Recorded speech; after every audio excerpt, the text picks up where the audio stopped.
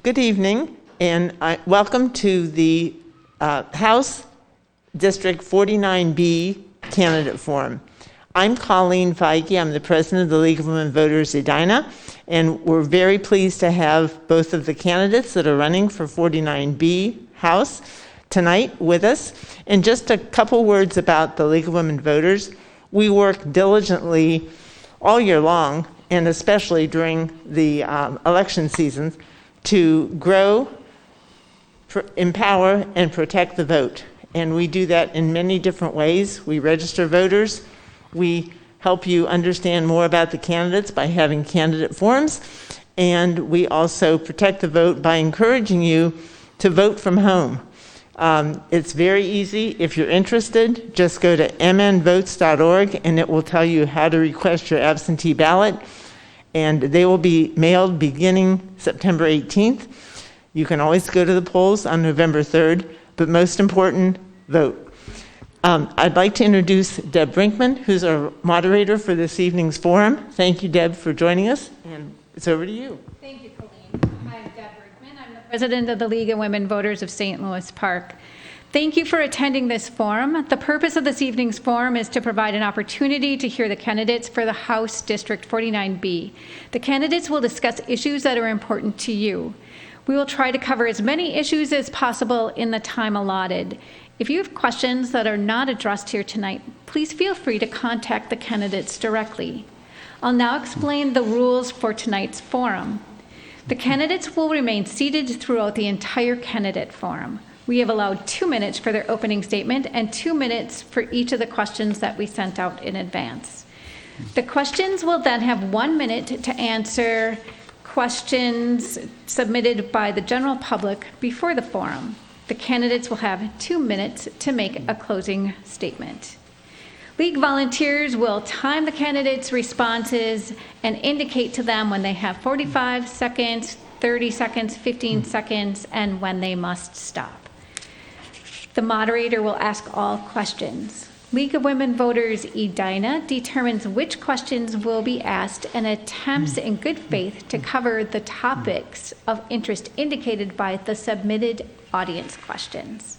All written questions become the property of the League of Women Voters Edina. A candidate may remove their face mask when making their opening and closing statements or when answering questions. Due to COVID-19, this forum is being live streamed now by the City of Edina on Edina TV, Comcast Channel 813 High Definition, and Comcast Channel 16 Standard Definition. The city website, www.edinamn.gov, and on Facebook, City of Edina, Minnesota. It will be available on Edina TV YouTube tomorrow, as well as on the League of Women Voter Edina's website, lwvedina.org.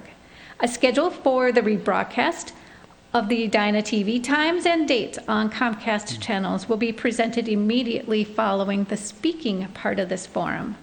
The forum will also be available for viewing afterwards on the city website and Facebook and Edina TV YouTube. All questions were collected electronically from the general community before this forum. There is no live audience this evening. Now I'll introduce you to the candidates for House District 49B in alphabetical order: Steve Elkins, incumbent, DFL, and Joel Thelleman, Republican. We'll begin with opening remarks. Again, they are 2 minutes each. Again, please speak directly into the microphone. And we will begin with Steve Elkins. Okay. Here we go. First of all, I'd like to thank the League for offering us this opportunity to address the public. My wife Judy and I are active members of the League in Bloomington. My wife Judy is active in registering new citizens to vote as part of the League's program for new voters. We've lived in Bloomington for 35 years in the same home where we raised our now adult daughters who attended Jefferson High School. And by education, I'm an economist. By avocation, I have worked in the IT field for the last 25 years as an information architect, the last 10 of which were in health information technology. I have 25 years in public service as a planning commissioner, traffic commissioner, and city council member in Bloomington. For the last 10 years, I've been representing Edina as well, as first as a member of the Metropolitan Council for 8 years, and then for the last 2 years as your state representative, representing a district that composes parts of Bloomington, Edina, Minnetonka, and Eden Prairie. I have a passion for local government. I currently serve as the vice chair of the Local Government Committee and was awarded a Legislator of Distinction Award by the League of Minnesota Cities last year for my efforts on behalf of cities Minnesota-wide. I also serve on the Commerce, Transportation, State Government Finance, and Government Operations Committees. And the key issues that I have been working on, I would say the first, most signature actual accomplishment of my first term was to pass a bill with bipartisan support that allows cities to reduce speed limits in residential neighborhoods, a cause that I worked on for 17 years as a city council member, Met council member, and now as a legislator. Also working a lot of time on housing affordability, IT reform. I've been instrumental in the efforts to replace the MNLARS systems, consumer data pricing, data privacy, and finally housing affordability. Thank you. Thank you, Steve. And we'll go to Joel. Hello, and again, I'd like to thank the League of Women Voters for hosting this forum tonight. And for all of you who are tuning in at home, we'd love to have a live audience, and maybe when we get past this COVID virus, we can return to normal and abandon our masks once and for all and see each other's smiling faces on a regular basis. I'm a relative newcomer to Minnesota. My wife and I moved here 5 years ago to be with family, and my background has been largely in real estate. I graduated at the University of Utah. Worked my way through college in the real estate field and spent some time with both the Federal Savings Loan Insurance Corporation and the FDIC liquidating I guess that was 2 real estate bubble collapses back in the 80s and 90s. I've been in real estate over the years in a number of capacities as a property manager in leasing and working for syndicators, and we have a few projects underway here, and a little bit familiar with the processes of trying to build here in the Twin Cities. And I am anxious to address some of the housing issues that will be coming up in the housing pinch that we're experiencing here. We are experiencing a bit of a abundance of good fortune. We do still have a lot of world-class jobs. We have a lot of things that still draw people to the Twin Cities. And my big issue, the reason I got into this, was because of my concern for public safety and what has happened recently with the metro area, and that won't dwell on that. We'll get into that a little bit later. But I look forward to a nice discussion this evening, and welcome. Thank you, Joe. All right, we will now go to the question that was submitted in advance. So you'll have 2 minutes to answer this question. How do you propose to address Minnesota's budget shortfall? Please discuss solutions such as tax increases, funding cuts to programs, and moving money away from other sources. And we'll begin this question with Joe.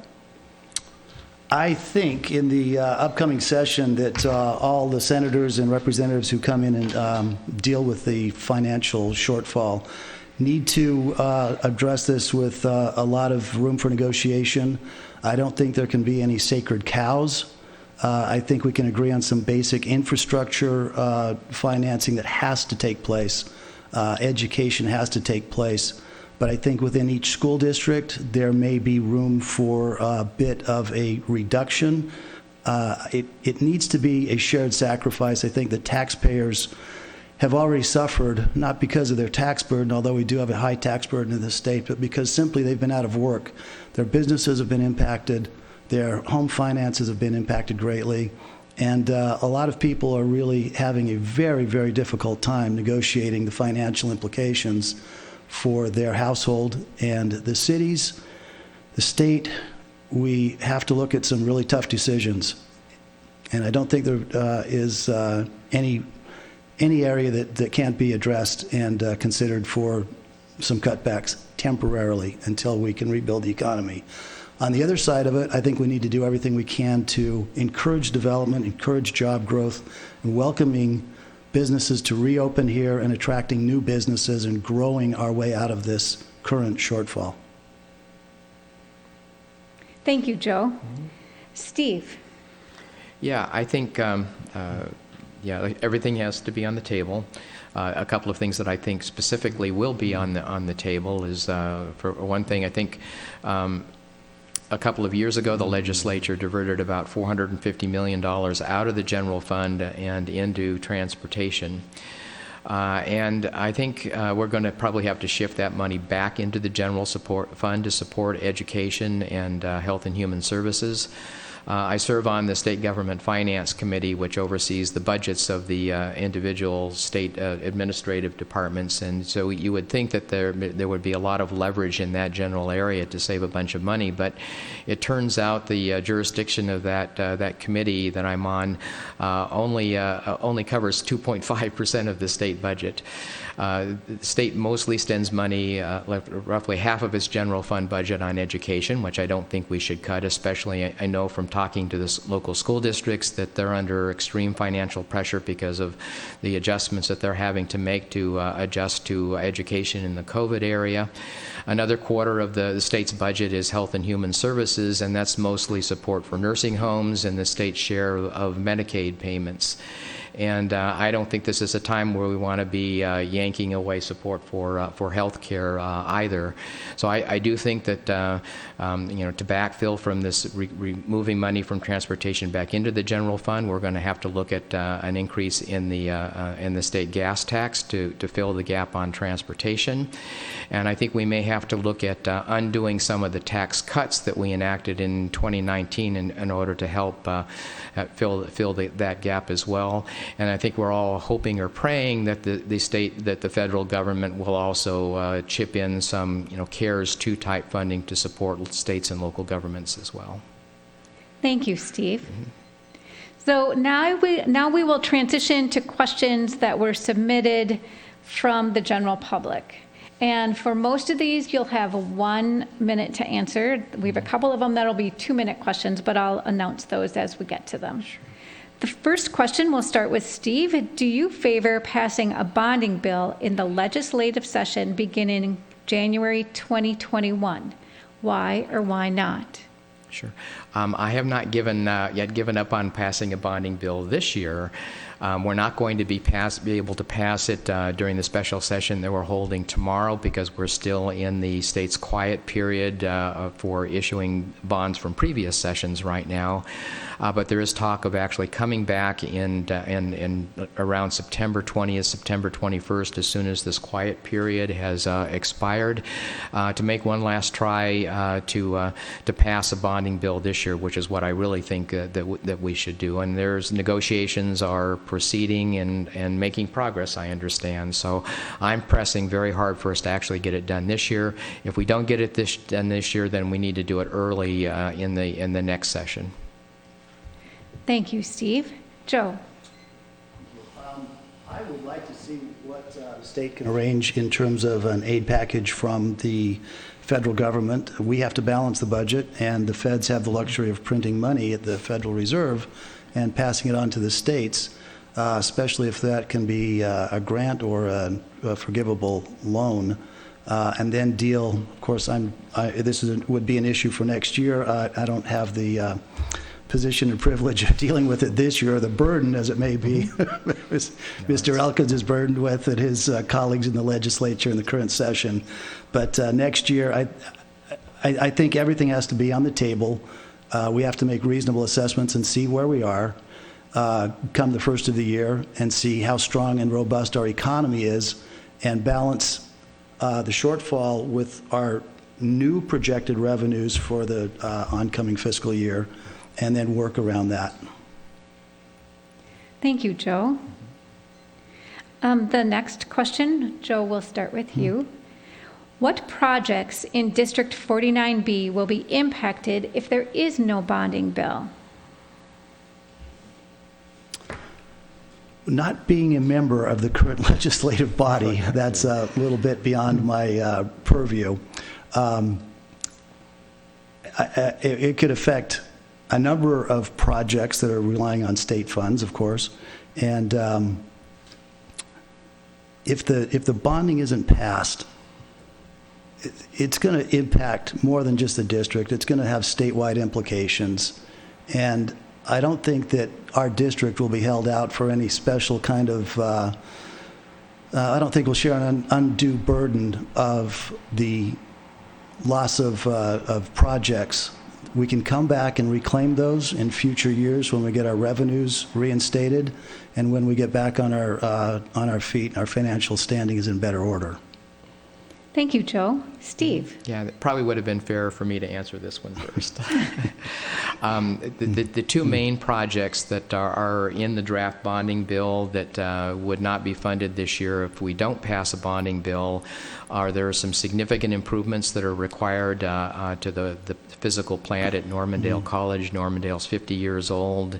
There are places where they literally have had to put a virtual dam against some of the walls in the basement areas because there is so much water draining into the hallways. So that's essential. And then the other main project within the district is the Southwest Metro Public Safety Training Facility here in Edina. And there's, I think, $1 million or $2 million for much-needed improvements to that public safety training facility, which is used by local governments, Edina, Bloomington, about a half dozen or more local government agencies, including the airport, use that training facility. Great. Thank you, Steve. The next question, Steve, we'll start with you. After George Floyd's death, the public became aware that Minneapolis Police Department Officer Chauvin had 18 prior complaints against him, 2 of which had resulted in disciplinary action. Where do you stand on legislation requiring a Minnesota police database that would disclose to the public all complaints against an individual police officer and why? Yeah, I would support that, but we did pass a policing reform bill this year, bipartisan. It was a compromise solution. Perhaps didn't go quite as far as I would have liked to see, or many of us would like to see, but it was significant progress and included a recommendation from the Police Chiefs Association to reform the arbitration process so that it's less likely that police officers would be reinstated. The 2 most egregious cases in our area that I'm aware of. One was a case in Eden Prairie where an officer had been caught falsifying information submitted to support warrants. All of his cases were thrown out, and yet when the city of Eden Prairie went to fire him, the arbitrator reinstated him, and we had a similar case involving violence with a officer in Richfield where he was reinstated. So there are some additional things we could do, but we did actually accomplish quite a bit this year. Thank you, Steve. Joe? First of all, nobody wants to see a bad cop removed from the force other than the rank and file who abide by the law and uphold it, dedicate their professional training, their professional lives to a job that demands an awful lot of risk for little reward.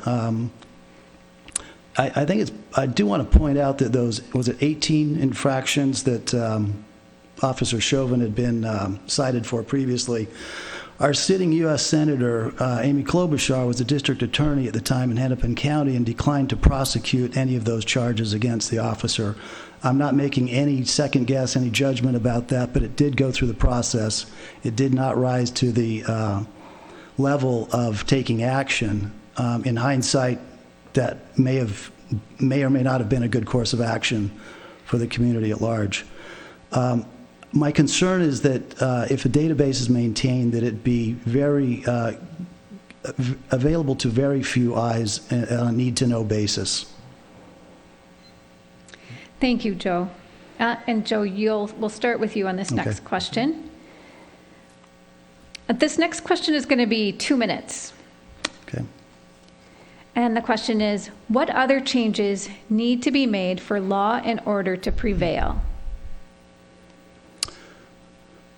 I think the first and foremost issue, if you ask the law enforcement officers on the street, is that they know that they have unwavering support from the mayor they serve under, that the city council supports them, and that they are supported by the community they serve at large. Overwhelmingly, in every community and every demographic, people do not want to see the police departments defunded. It is a crazy idea. It only came to light in the last few months. Where it came from and why it's being pushed is just a bewildering question. I think that law enforcement needs to be adequately funded. They need to be thoroughly trained, and there does need to be a process to address bad cops, bad behavior. We do draw from the human hiring pool, and occasionally there are officers who are, they call it in battle, they call it, delayed stress syndrome. They are subjected to a really harsh working environment, and sometimes they do go over the line, and those cases need to be addressed. They need to be taken into a proper assessment of their tactics and training. And from time to time, there need to be dismissals. There need to be, and occasionally, if they do step outside the bounds of the law, they need to face jail time themselves. And falsifying warrants is just such a miscarriage of justice. And when it happens with the FBI, whether it happens with local police, that cannot be tolerated. We need to uphold the law. It needs to apply to everybody equally. No one is above the law, and that includes law enforcement officers. Thank you, Joe. Steve? Yeah, I have to say that I feel blessed to live in a community which has a very professional, well-trained police department, where the kinds of things that were experienced in Minneapolis occur rarely to never. None of the communities I represent are discussing defunding their police departments. We honor and respect our police departments in the cities that I represent, and will continue to do so. For my part, I have signed up to participate in the Citizens Police Academy in Bloomington the next time it's offered. They've canceled it this year from COVID, but the next time it's offered, I'm planning to do that, because I think it's important for all of us in public service to understand the police officer's perspective. In terms of additional changes, one change that we wanted to pass this year that didn't make it through the negotiations was a strengthening of the authority of the Police Officers Standards Board, which is the licensing agency for police in the state. And what we wanted to do is be able to strengthen their ability to enforce uniform standards of police training and conduct throughout the state, and we'll keep fighting to pass that as well. In the days, basically, as soon as the fires were out following the civil disturbances in Minneapolis, legislators were invited to participate in tours of the areas that were damaged in Minneapolis and in St. Paul, and what I saw was heartbreaking.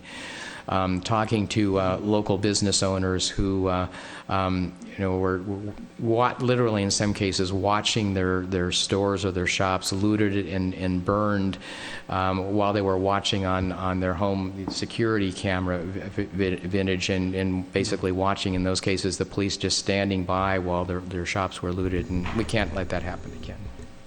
Thank you, Steve. The next question will only be 1 minute response, and so Steve, will start with you. Some people say racism, discrimination, and hatred have been around since the beginning of time. Is it reasonable to believe that we can end these things in our own time? Why or why not? For me, one of the most informative experiences I had on that was when I went with a group with the Bloomington Human Rights Commission to see the race exhibit at the Science Museum in St. Paul several years ago. And we went with a multiracial and multicultural group to see the exhibit. And at the end, we had a group discussion to digest what we had just learned. And what it struck me was that a couple of comments. So, for example, we had a couple of people from our Somali community that were there, and who observed that, all human beings are tribal, and in Somalia we run into the same issues, but because we all look alike, it's all based literally on tribe rather than race. And I think I realized that when you're a member of the majority culture, the majority race in a culture, you see yourself as aracial and have a hard time seeing the experiences that people from other races and cultures are experiencing. But I think we can get there. Thank you, Steve. Joe? Would you repeat the question Absolutely. one more time? I'm sorry. Thank you. Not a problem. Some people say racism, discrimination, and hatred have been around since the beginning of time. Is it reasonable to believe that we can end these things in our own time? Why or why not? I think it was Shelby Steele who opined that the racism is endemic to the human condition. Not just racism is a form of primitive, I think, brutality that in the long ascent of man we have escaped from. In a civilized society, we have ascended out of the tribalism, the clannishness that has really been part of world history in every culture, in every corner of the world, whether you're talking about in the Christian tradition, the Islamic lands, in Asia, throughout Africa.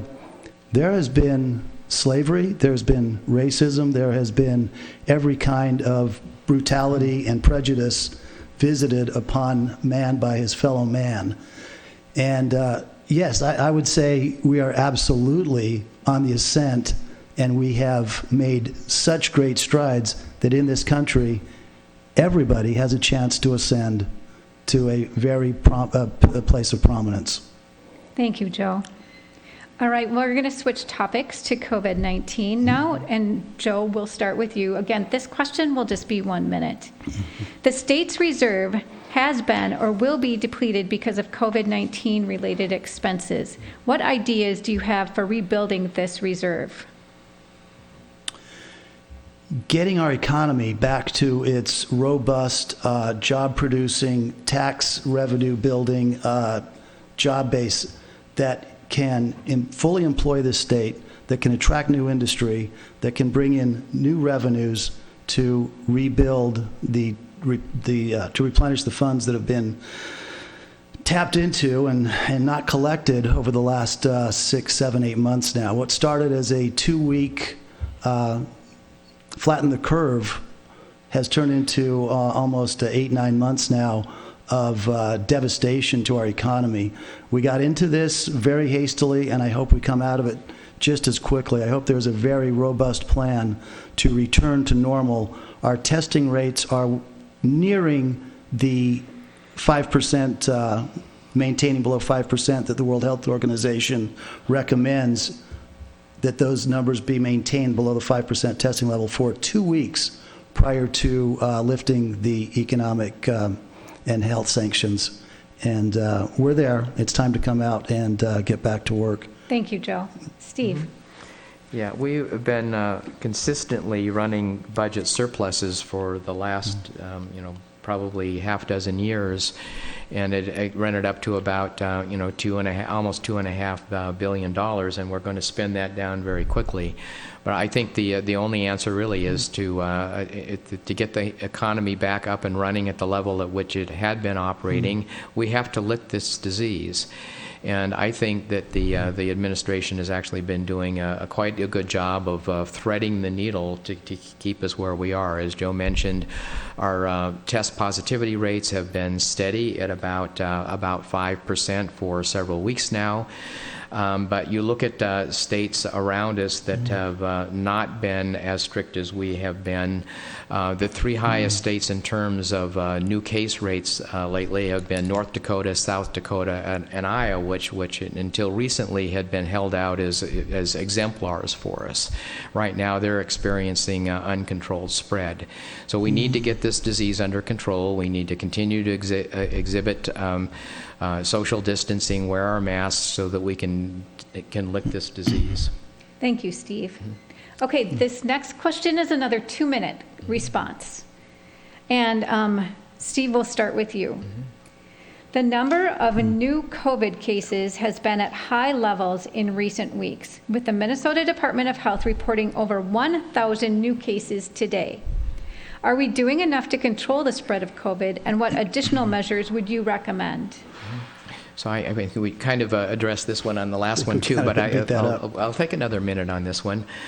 So one of the things that I've been able to do over the last year, or the last couple of months, is back in the month of May when the administration was developing industry by industry guidelines to guide the reopening of businesses, I was able to talk to several people who are serving on the industry-specific task forces developing the recommendations. So, for example, I was able to speak with the head of the Board of Cosmetology about what their task force was developing in the way of restrictions, and their task force came up with an agreement that both customers and hairdressers should be wearing their masks, and that there should be some level of social distancing involved. And that was happening in every single industry. It wasn't just, the administration issuing an edict.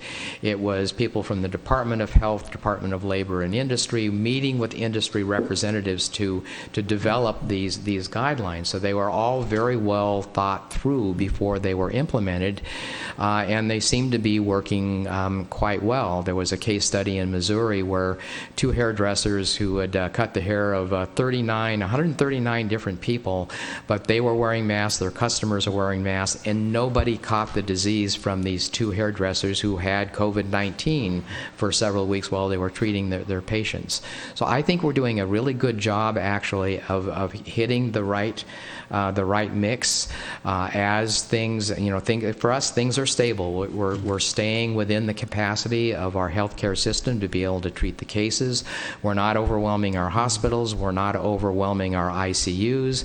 We're doing a much better job of controlling COVID in our nursing homes than we were originally.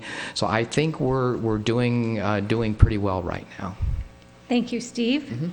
Joe. Yeah, thank you. When the governor assumed his emergency powers, there were some pretty dire modeling that was proposed that they predicted 74,000 deaths in the state of Minnesota. And that scared a lot of people, rightly so, because that's a high number. Later in April, the number was revised down to 22,000 deaths, and then a further revision in May went back up to 29,000 deaths. So it's been a bit of a moving target. The governor used those models to justify his need for actions and giving him all kinds of powers to regulate business, to shutting down schools, and to date, we've had about 45,000 confirmed cases. These are just cases, and almost 39,000 of those cases have fully healed. The death count is, this is a little bit outdated. I believe we're at about 1,800 deaths, 75% of which of those deaths occurred in nursing facilities, and there was a comorbidity issue. Patients had 2 to 3 different issues that affected their health.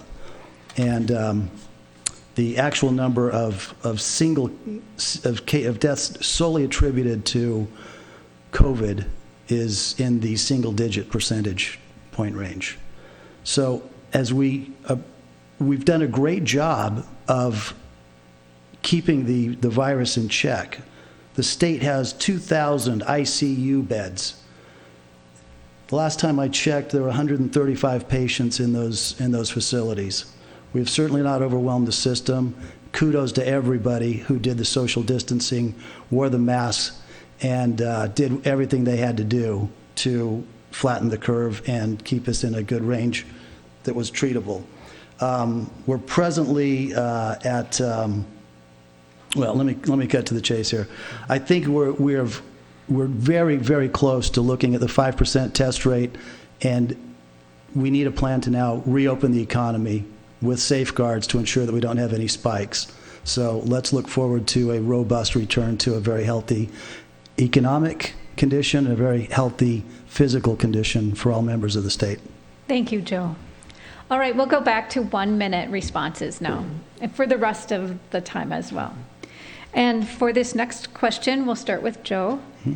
The governor has appointed a Metropolitan Council Oversight Committee that will evaluate the governance structure of the Met Council.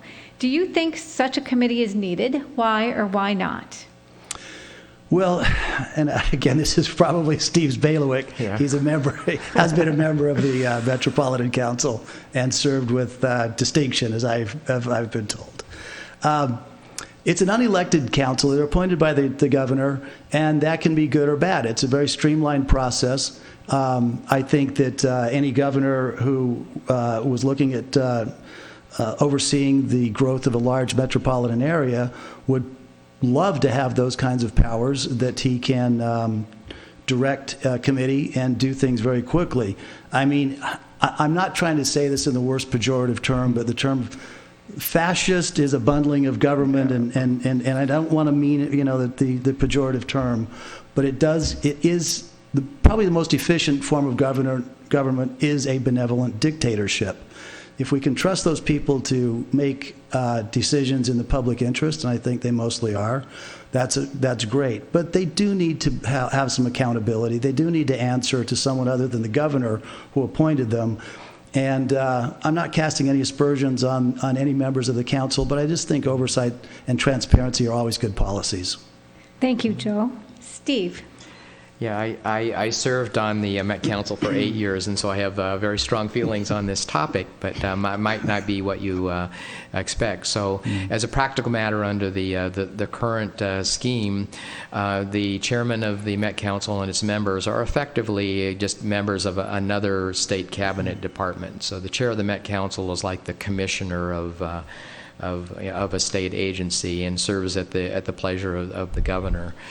I've looked at the composition of the committee that the task force of the governor has appointed. It's a stellar group of people, but I would predict that they will make the same recommendations that the Citizens League made a few years ago and the Metro Cities group made several years before that, which is that Met Council members should serve to a staggered term so that there's some overlap in the membership between councils. They should not serve at the pleasure of the governor. And that local government officials should have much more to say about who is appointed, because the Met Council effectively works through the cities, and the partnerships between the Met Council and the cities are the key to actually getting things done. Thank you, Steve. We'll start with you for this next question. The Department of Human Services is planning to lay off and cut spending on staff-run programs that serve vulnerable populations as well as sex offenders. These changes are projected to save $7.1 million in the current budget cycle and about 10 times that amount in 2022 and 2023. Do you think they'll achieve these savings goals? Please give your reasons why or why not. Sure. I think well, let me say that over the last session, I devoted my IT expertise to helping solve the problems in the Department of Driver and Vehicle Services related to MNLARS, and I'm pleased to say that the MNLARS project is on time and under budget to go live at the beginning of the year. I would like to turn my attention next to DHS, where they've spent $400 million in the last decade on trying to improve their IT systems and still aren't doing very well. there's a lot of room for improvement. So a lot of the inefficiencies that are at DHS are because, whereas among most government departments, there are silos between the departments. Within DHS, there are silos within the silo, and they just don't do a very good job of exchanging information amongst themselves or with other agencies. So they regularly pay a couple of $1 million a year to dead people because they're not keeping track adequately of birth and death statistics from the Department of Health, for example. So that's where I would focus my attention. Thank you, Steve. Joe? I think that fiscal discipline will be imposed on them just as a result of the financial shortfalls that the state's experiencing going forward in 2021. They may have their objectives, and it's unfortunate that they're, and kudos to Steve Elkins for working on the MNLARS project and identifying the fraud and the waste of sending checks to people who have passed away. I mean, these are things that a bloated runaway bureaucracy is, they've got a lot of moving parts, and they don't always catch all of the details, and the devil is in the details, and there needs to be strict oversight of this agency as well to see that these funds are spent responsibly. We send money in great abundance to the Department of Human Services because we all feel compelled by a need to provide for the needy, the unfortunate, and those funds should be appropriated and spent judiciously and appropriately. Thank you, Joe. Joe, we'll start with you for this next question. When parents separate, current Minnesota statute has a presumption 25% parenting time for the non-custodial parent. Given that many in today's world believe that both parents should be valued equally, would you support a presumption of equal shared parenting to replace the current 25% presumption? Why or why not? I really think that needs to be determined on a case-by-case basis. I don't think that it is a good policy to set up a guideline without considering the parenting capabilities of both parents. Ideally, the family doesn't fracture. Ideally, parents spend equal time with the kids. My first wife and I split when our kids were young. We did a very amicable arrangement between sharing time with the kids going back and forth. It was 50-50. Once they got into the school years, it just doesn't become that practical. I didn't like seeing my kids going back and forth. I thought it was a horrible form of special kind of abuse in its own right. And I would encourage all families to stay together for the sake of their kids, give them that noble upbringing that comes with both parents caring for them. It is designed by nature, designed by the Almighty to be that way. And I just think that families need to navigate their way through those situations. Thank you, Joe. Steve? Yeah, I know we have one constituent who is very passionate about this issue, and so I've put a fair amount of time into studying it, hearing it from all sides in order to form my opinion. And I think that I've come to the conclusion that the 25% presumption that's in current state law is actually counterproductive because it anchors the decision on that level, and the judges tend to gravitate towards it. Whereas what I've learned is that it really should, as Joe said, be based on the best interest of the child. But the attitudes about that have changed over the years, and people are realizing that it's critically important that fathers be very actively engaged in the rearing of their children, and so I think we should go into it with, again, the attitude that we're going to do what's best for the child, but there should be a presumption that fathers should have an equal say in the raising of the child. Thank you, Steve. And Steve, then we'll start with you for this next question. What kind of statewide testing should be done in Minnesota high schools to measure whether students are on track for college and career success? That's college or high school testing is of course always a very controversial subject because because of teaching to the test and the amount of time that is required doing the test. But I do think that there is an appropriate role to make sure that that students are in fact actually mastering the basic knowledge that they need both to succeed in life and to succeed in college if they choose to do that, or follow a technical career, which is undervalued right now as well. So I do think that we need to have a certain minimal level of standardized testing that really matters what's important for life success. Thank you, Steve. Joe? I think what's important here is with the obsession on testing, and there is this teach to the test notion that came about, I guess, really in the second Bush administration, where we need to get back to focus on a proper curriculum that it prepares that teaches the students the basics, the classics, the sciences, and get back to focusing on raising their competence across a broad range of topics, preparing them for life in general. The testing obsession is it's kind of hard to understand what they're really trying to accomplish by it. They take their regular exams, quarterly exams, a semester. It's just an overkill, I think, with the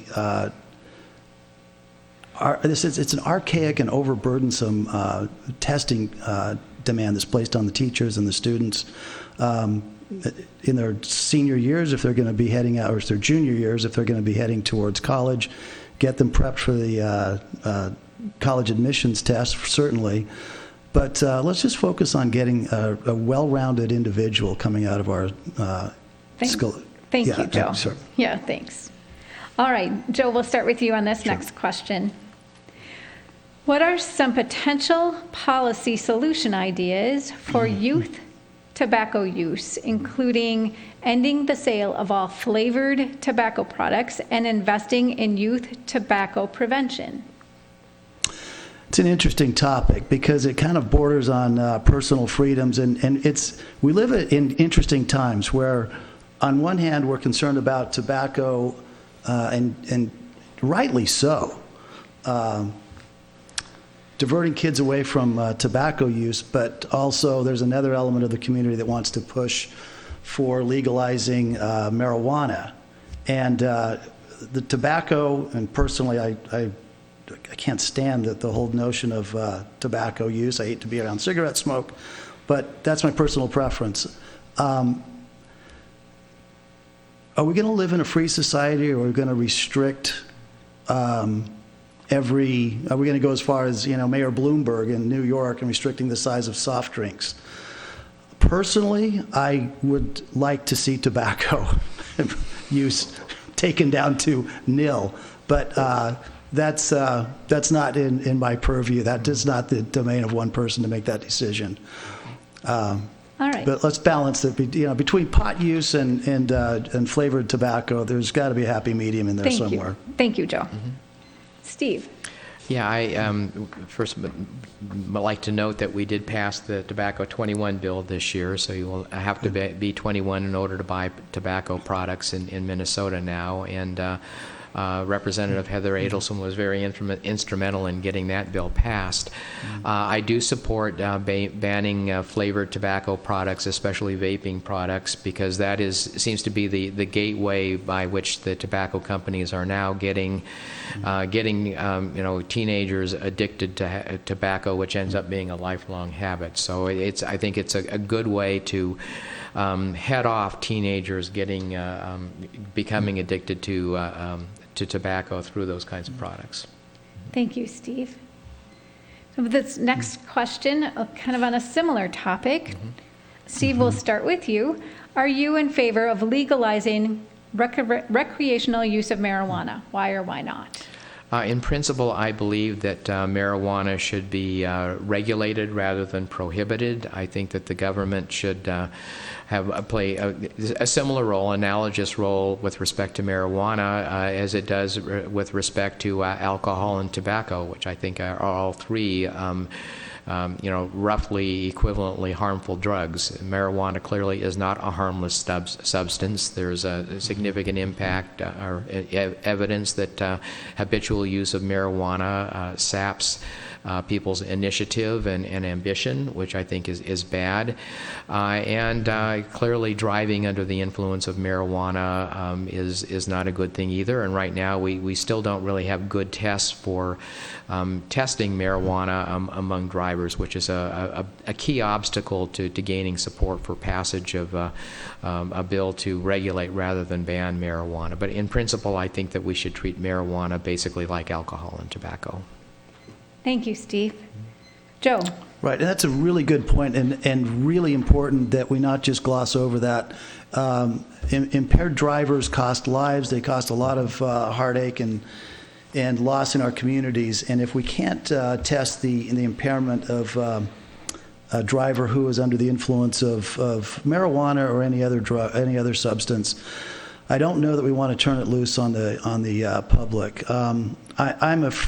I share the concerns that Mr. Elkins has with the detrimental effects of marijuana. There are many, and they can't be overlooked. But I am afraid the genie's out of the bottle on this because so many states have led the way with legalizing marijuana.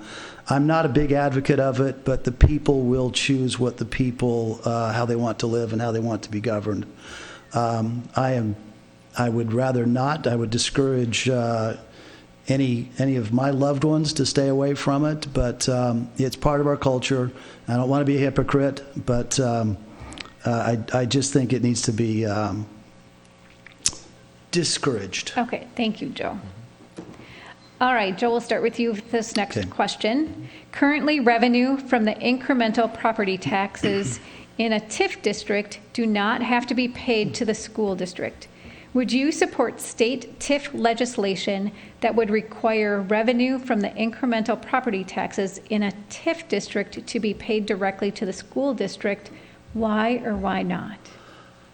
I would like to find the authors of the TIF legislation and ask them a point-blank question. Why was that carve-out made for the school districts in the first place? It seems like we're always going begging for money for the school districts, and why that was carved out initially.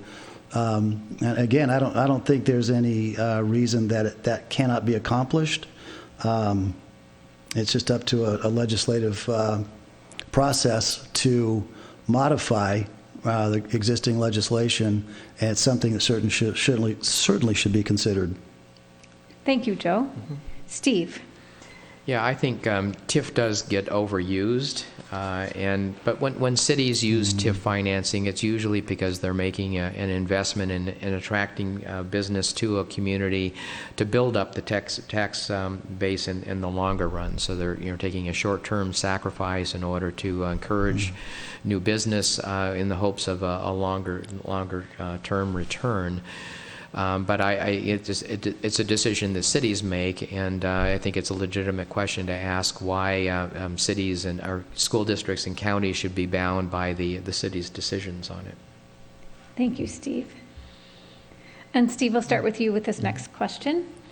The Excelsior Lake Minnetonka Chamber recently announced that it would likely close if it cannot raise additional funding. According to a recent article in the Star Tribune, other chambers of commerce are likely vulnerable. Is there a role for the state to help these organizations? Well, I think we have seen a trend towards greater consolidation among chambers in the state. The Bloomington Chamber actually ran into financial difficulties 10, 15 years ago and ended up merging into the Minneapolis Regional Chamber in order to achieve economies of scale.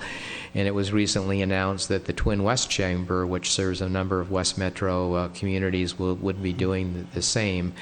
And I think that that's probably a trend that should be welcome. I noticed that when Bloomington became federated with the Minneapolis Regional Chamber of Commerce, it actually opened up access to a lot more programming that could be done at the regional level that a small local chamber couldn't do. So I think that that's probably the better solution, is for the very small chambers to affiliate with the larger regional chambers in order to take advantage of those economies of scale. Thank you, Steve. Joe? Well, I was faced with that question sitting at the Chamber of Commerce meeting in Newport Beach, California a few years ago, and I turned to the fellow next to me and I said, "We're having a shortfall in the Chamber of Newport Beach. How can that be?" I said, what, don't we have something like a golf tournament or something? He said, "No." And I said, "Why not?" He looked me square in the eye, put his hand on my shoulder and said, "Because until just now, Joe, no one had volunteered to head it up." So I wound up it's kind of how I got into this race in the first place. Same story. So we set up, look, you do what you can. You go with whatever resources you have, and you have to be creative to fund these things. We did the tournament that first year. We didn't know how it was going to go. The second, we sold it out, and then the second year we had 2 flights, and people were fighting and scrambling to get into those 2 flights. We had a huge silent raffle. We had a hole-in-one prize, and we had local professionals getting involved, local car dealerships. It became a huge enterprise, and each community can work with their own strengths, whether it's brewery tours or foodie trucks or whatever. There are ways to bring in the resources. Thank you, Joe. All right, this is the last question that we have before we go to our closing statements. And so, Joel, we'll start with you.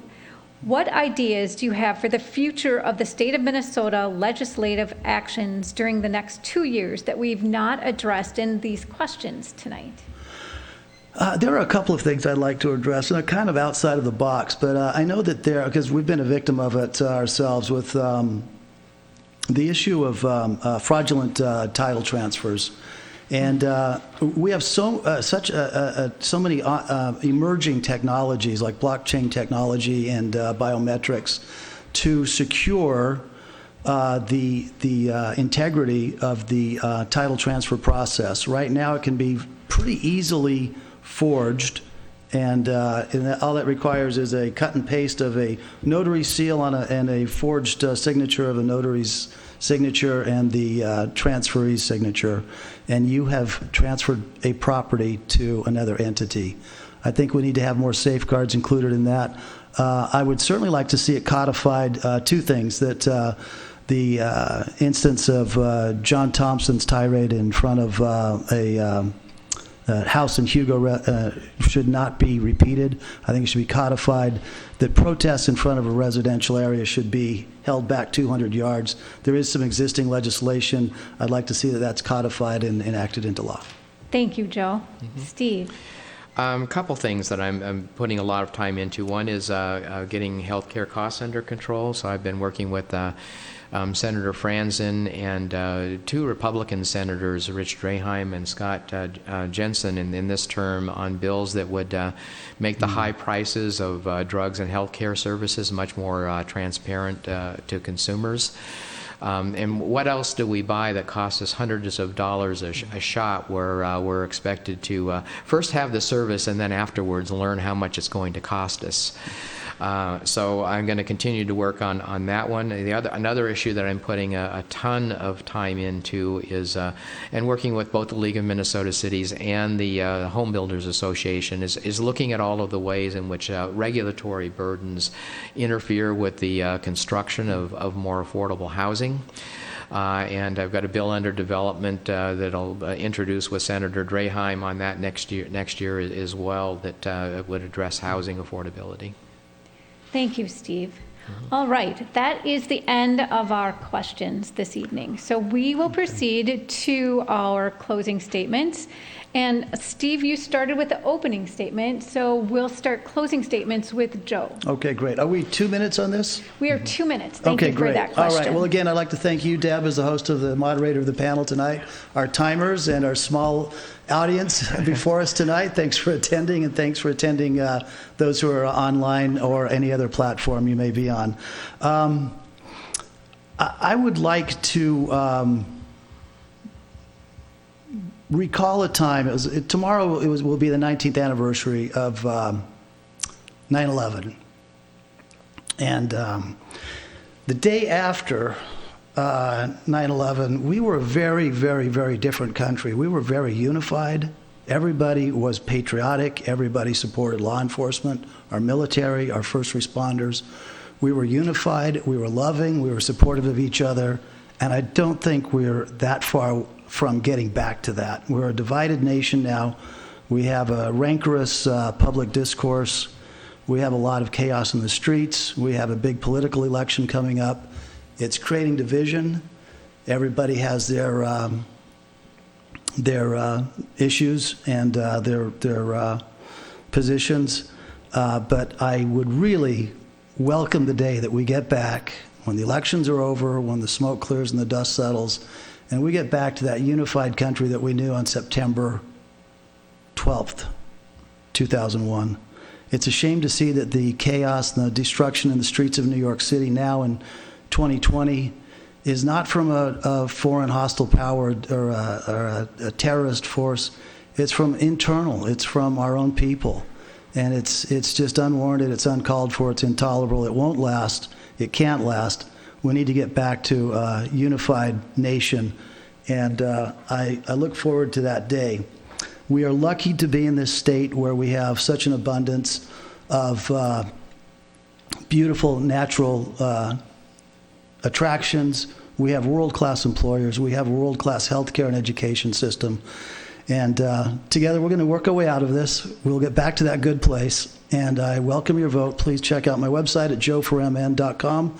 And please, whoever you vote for, vote this year. Thank you, Joe. Steve? Yes, I'd like to once again thank the League for giving us this opportunity. You guys do a great job every time, and I really enjoy participating in these. I think that we should all feel blessed to live in communities that are well run, where we can feel safe. I know that I've been living up to a resolution that I was going to get exercise every day, so I get out on my bike every morning and ride around the district. I ride with my neighbor Mike Burnt to Bloomington Farmers Markets on Saturday, and Sunday I took advantage of the break of the weather and even rode down to 38th in Chicago and in Minneapolis on my bike to see the George Floyd Memorial. And I don't feel unsafe here. I feel, safe, well-governed, and I'm happy to be a part of a tradition of good government in Minnesota. Likewise, I want to see us all come together as well. In my first session in the House, I had Republican co-authors or Senate authors, partners in the Republican Party for almost all of my bills. And I try to look for issues that are at least not yet highly partisan. Things like health care pricing transparency, which can be supported by both Republicans and Democrats. Certainly lowering speed limits on residential streets isn't a partisan issue. I think that bill passed unanimously. Working on housing affordability, we can all agree that we're just not building enough housing right now to satisfy the demand. And I think we can all look forward to the day where this pandemic is behind us. It's not going to last forever. I think we're doing a good job of managing it under the circumstances, but we all want to look to the day past when this is beyond us, when our economy is able to be running at full force, and we're once again running budget surpluses instead. And so that's why I look forward to continuing my service to the people of this community in the Minnesota State Legislature. So thank you. Thank you, Steve. Thank you, Steve Elkins and Joel Thalaman, for participating in tonight's forum. We really appreciate it. This information is so important to the voters. And thank you for your willingness to participate in a democratic process by running for office. Thank you to the League of Women Voters Edina for sponsoring this forum. The forum is being videotaped and will be made available for viewing online through the City of Edina and for rebroadcast on Edina TV on Comcast channels 8, 13, and 16, the City of Edina's website, and also on Facebook. It will be available on Edina TV YouTube tomorrow. The forum will also be available for viewing on the League of Women Voters Edina's website, lwvedina.org.